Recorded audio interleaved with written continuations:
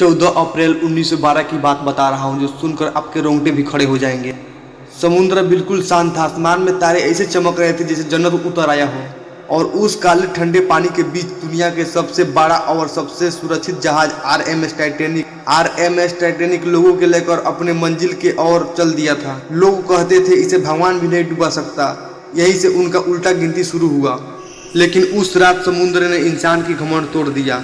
यह जहाज इंग्लैंड के शहर साउथम्पटन से निकलकर जा रहा था न्यूयॉर्क सिटी की ओर। उस पर 2200 से ज़्यादा लोग सवार थे, अमीर गरीब दोनों। सबको लग रहा था हम इतिहास का हिस्सा बन रहे हैं। उनको क्या पता था वो इतिहास बनेंगे लेकिन दर्द बनकर। 14 अप्रैल 1912 की रात 11:40 पर जहाज पूरी अपनी स्पीड से चल रहा था। कई बार चेतावनी मिल चुकी थी आगे बर्फ की चट्टानें हैं, लेकिन कप्तान को भरोसा था जहाज बहुत बड़ा है, मजबूत भी। तभी अचानक एक पहरेदार चिल्लाया, आइसबर्ग सीधे सामने है। घंटी बजी, इंजन पीछे करने का आदेश दिया गया। मोड़ने की कोशिश हुई लेकिन देर हो चुका था। बर्फ की चट्टाने ने जहाज को सीधा नहीं मारा, वो किनारे से रगड़ दिया।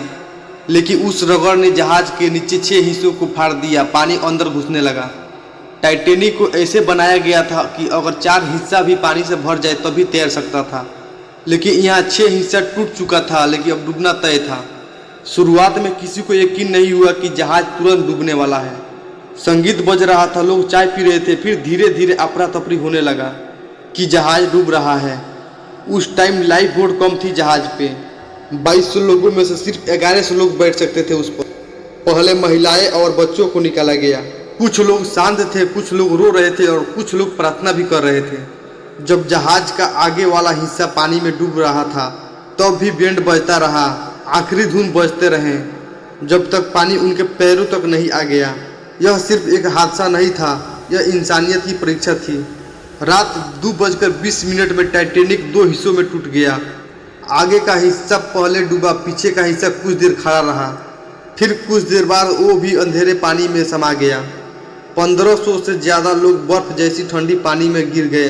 पानी का तापमान इतना ठंडा था कि 5 मिनट में शरीर सून पड़ जाता। करीब 2 घंटे बाद एक जहाज पहुंचा। उसने 2200 लोगों में से सिर्फ 700 लोगों को ही बचा पाया। लेकिन 1500 से ज़्यादा लोग हमेशा के लिए समुद्र में सो गए। घमंड कभी मत करो। टेक्नोलॉजी मजबूत हो सकती है लेकिन प्रकृति ज़्यादा ताकतवर है। उस रात सिर्फ एक जहाज नहीं डूबा था इंसान का अहंकार। और आज भी समुद्र उस रात की कहानी को लहरों में सुनाती है।